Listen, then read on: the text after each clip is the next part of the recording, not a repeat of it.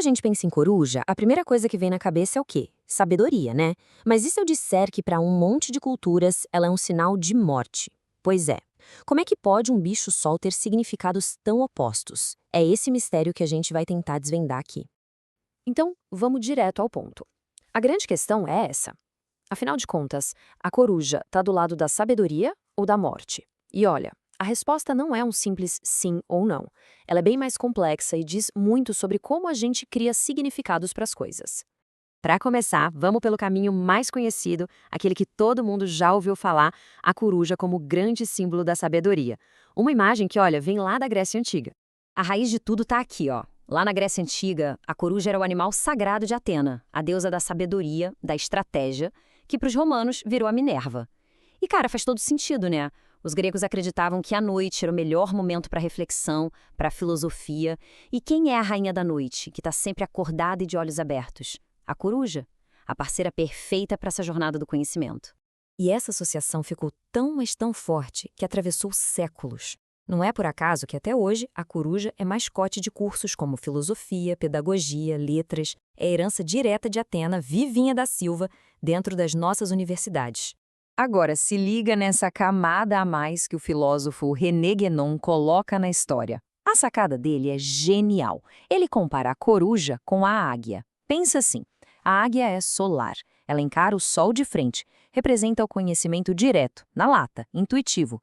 Já a coruja é lunar, ela enxerga na noite, guiada pela luz da lua, que no fundo é só um reflexo do sol. É uma metáfora incrível para a diferença entre a razão e a intuição. Beleza, até que tudo lindo, né? Sabedoria, filosofia, Atena. Mas agora prepara porque a gente vai virar o disco completamente. Porque se por um lado a coruja é luz, por outro, ela é vista como um bicho de péssimo agouro. E o mais doido, até dentro da própria mitologia grega. Pois é, a mesma mitologia que nos deu a coruja sábia de Atena também nos apresenta o Ascálafo, que era uma coruja. E foi ele o grande dedo duro da história. Ele viu Perséfone comer uma sementinha de romã no submundo e saiu correndo para contar. Com isso, ele selou o destino dela, condenando a ficar presa por lá uma parte do ano. Aqui, de sábia, a coruja não tem a nada. Ela é a informante, a X9. E ó, não pensa que essa má fama era coisa só dos gregos, não. Do outro lado do mundo, com os astecas, a história era ainda mais direta. Para eles não tinha meio termo. A coruja, junto com a aranha, era simplesmente o animal de estimação do deus do submundo. Direto e reto, uma criatura totalmente ligada às trevas e à morte. E isso não é só papo de mitologia, não. A arqueologia tá aí para provar. Lá no Peru, o povo Ximú, que veio antes dos Incas, esculpiu uma divindade com cara de coruja nas suas facas de sacrifício. A imagem, cara, é pesada. Imagina só, a ave ali, segurando a faca e um pote para o sangue. Quer uma conexão mais explícita com a morte do que essa? Impossível. Essa citação aqui, nossa, ela resume tudo de um jeito que até arrepia. A coruja não é a guardiã do conhecimento. Ela é a guardiã da morada obscura da terra. Basicamente, uma sentinela do mundo dos mortos. Ok, então de um lado a gente tem a sabedoria e do outro a morte.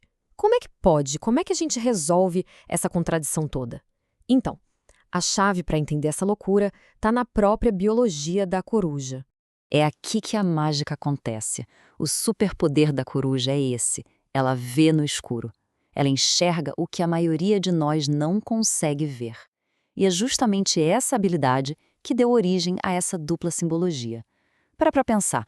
De um lado, quem vê na escuridão tem acesso a um conhecimento secreto, a sabedoria.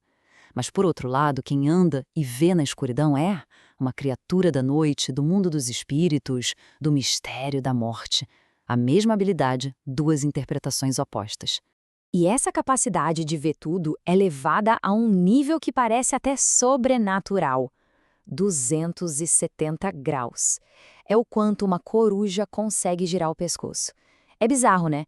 Ela consegue ter uma visão quase completa do ambiente, sem nem precisar mexer o corpo. É a personificação da vigilância, a sentinela que não deixa passar nada, nem no mundo físico, nem no mundo das ideias.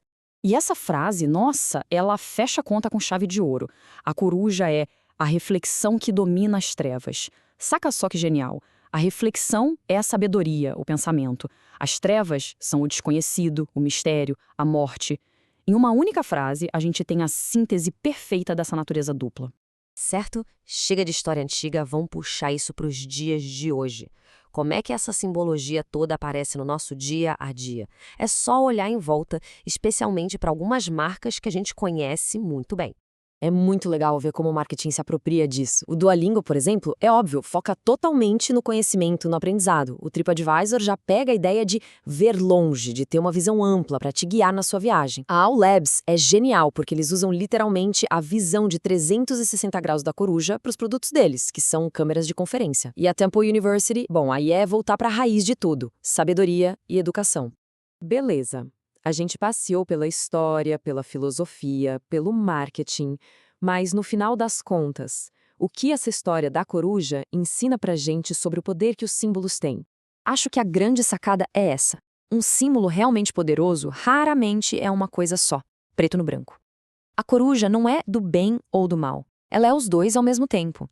Ela mostra pra gente que sabedoria e mistério, luz e sombra, muitas vezes, andam de mãos dadas.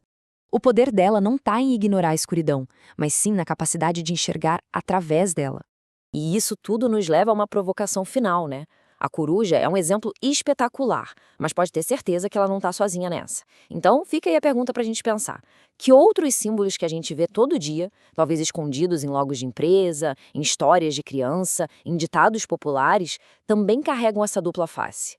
Pode apostar que a resposta está bem mais perto do que a gente imagina.